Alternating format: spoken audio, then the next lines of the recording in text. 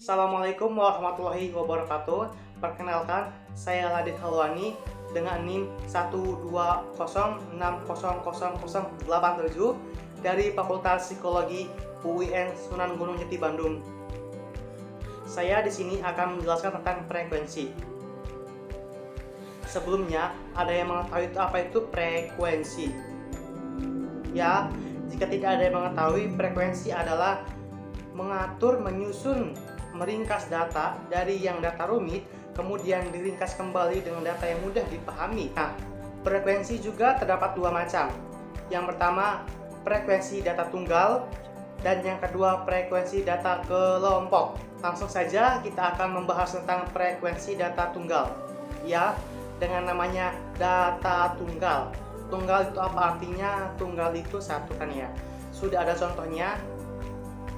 Terdapat 30 siswa yang mengikuti ujian fisika dengan nilai sebagai berikut: 62, 70, 81, 84, 85, dan 90. Nah, dari data tersebut kita dibuat tabel agar lebih mudah dipahami. Tabel pertama kita urutkan dari yang terkecil hingga yang terbesar ya. Tabel pertama diurutkan dari angka 62, tabel kedua 70, tabel ketiga 81, tabel keempat 84, tabel kelima 85, dan tabel keenam 90. Kita masukkan frekuensinya. 62 ada 3 orang, 70 ada 10 orang, 81 ada 2 orang, 84 ada 5 orang, 85 ada 7 orang, dan 90 ada 3 orang. Setelah itu lalu dijumlahkan. Dari 3, 10, 2, 5, 7, 3 kita jumlahkan seluruhnya. Dengan hasil sigmanya itu 30 siswa. Yang kedua adalah distribusi frekuensi data kelompok. Cara menentukan distribusi frekuensi data kelompok adalah sebagai berikut. Kita sudah mempunyai soal latihannya.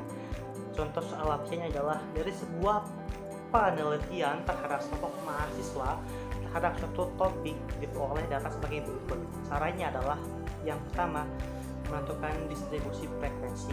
Caranya adalah kita akan mencari rentang, banyaknya kelas, panjang kelas, dan interval. Caranya adalah kita menentukan rentang terlebih dahulu. Menentukan rentang adalah nilai maksimal dikurangi dengan nilai minimal. Nilai maksimal di atas adalah 99 dan nilai minimalnya adalah 45. Jadi 99 dikurangi 45 adalah ya 54. Yang kedua, banyaknya kelas. Banyaknya kelas di sini adalah 1 ditambah 3,3 log n. Log n di sini adalah jumlah keseluruhan data atau sigmanya. Jadi 1 ditambah 33, log 50 hasilnya adalah 6,6. 6,6 itu dibulatkan menjadi 7.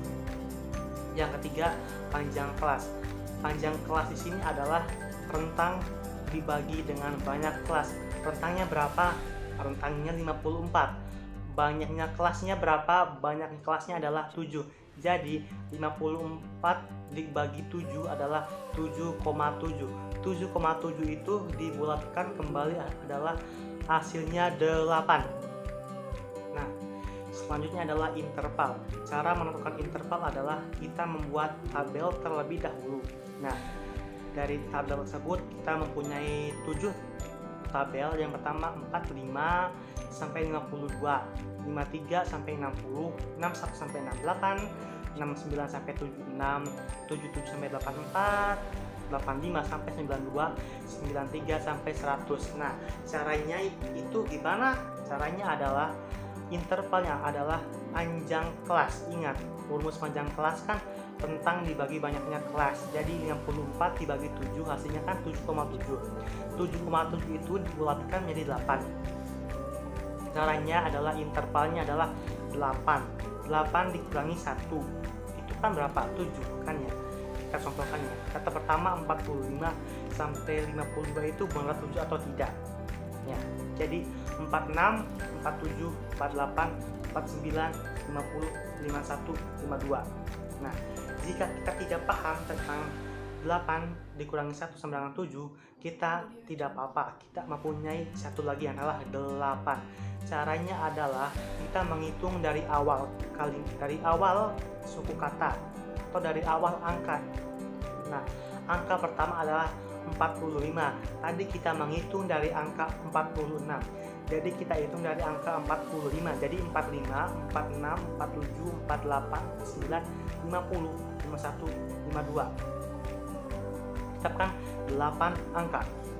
Selanjutnya adalah distribusi frekuensi relatif dan distribusi frekuensi kumulatif. Distribusi frekuensi relatif adalah sebagai berikut. Rumusnya Fr sama dengan F1 per N dikali 100%, dengan N dimana adalah data keseluruhan atau jumlahnya ya, dengan F1 adalah frekuensinya. Ingat, F1 adalah frekuensi dan N adalah jumlah keseluruhan. Jadi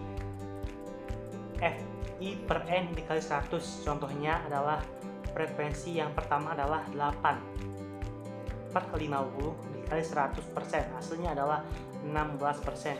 Yang kedua 53 sampai 60, frekuensinya adalah 5. Jadi 5 per 50 dikali dengan 100%, hasilnya adalah 50.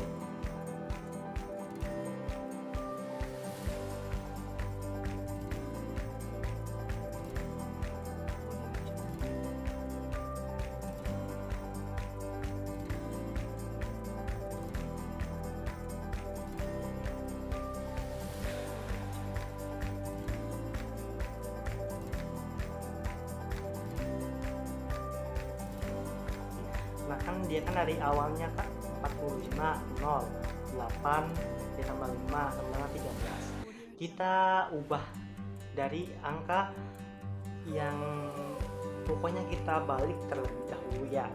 Nah dari kita itu adalah 45 adalah frekuensi, jumlah keseluruhannya adalah 50. Contoh frekuensinya ya kan ya. Jadi caranya adalah tadi kan jumlah keseluruhannya 50 itu data dari mana? Dari 8 ditambah 5 ditambah 13 ditambah 6 ditambah 7 ditambah 7 ditambah 4 sama dengan 60. Nah data K53 adalah tinggal kita kurangi data angka sebelah paling kanan. Jadi 8 ditambah 5 ditambah 13 ditambah 6 ditambah 7 ditambah 7 adalah hasilnya 46. Jadi kita itu setiap angka sebelah kanan kita kurangin satu angka ya. Jadi angka akhirnya adalah di angka 101 nya adalah angka 0. Sama seperti di angka sebelumnya yaitu angka 45 adalah 0. Jadi angka yang pertama dan terakhir itu adalah bisa jadi 0. Selanjutnya adalah tentang histogram. Cara membuat histogram adalah kita akan terlebih dahulu ditambahkan tepi bawah dan tepi atas. Caranya adalah tepi bawah itu dikurangi 0,5 dan tepi atas adalah ditambah 0,5. Tepi bawah contohnya 45 dan tepi atas 52. Jadi 45 itu dikurangi 0,5 hasilnya 44,5 dan 52 itu ditambah 0,5 hasilnya 52,5. Itu seterusnya. Nah, dengan namanya histogram kita akan membuat tabel dengan diagram batang. Sesuai dengan frekuensinya kita akan membuat tabel sesuai dengan frekuensi yang ada di data ini adalah poligon frekuensi. Poligon frekuensi itu sama dengan seperti histogram. Kita bedanya itu di rumus saja ya kan. Rumus poligon frekuensi adalah setengah BB ditambah BA. Nah kan setengah. BB itu adalah yang bawah dan BA adalah yang atas. BB nya adalah 53 dan BA nya adalah 60. Jadi kita adalah 53 ditambah 60 hasilnya adalah 113. 113 itu dibagi setengah hasilnya adalah 56,5. Kita langsungkan jika kita sudah mempunyai titik tengah semuanya adalah hasil dari keseluruhan kita sudah jumlahkan, kita langsung membuat poligon frekuensinya. Poligon frekuensinya sudah ada di atasnya. Terima kasih. Mungkin itu saja dari Raditya Lawani tentang menjelaskan frekuensi, dimulai dari frekuensi data kelompok, data tunggal, histogram, dan poligon frekuensi. Mohon maaf jika ada kesalahan kata-kata yang tidak berkenan dan kurang dipahami, kita sediakan kolom komentar ya.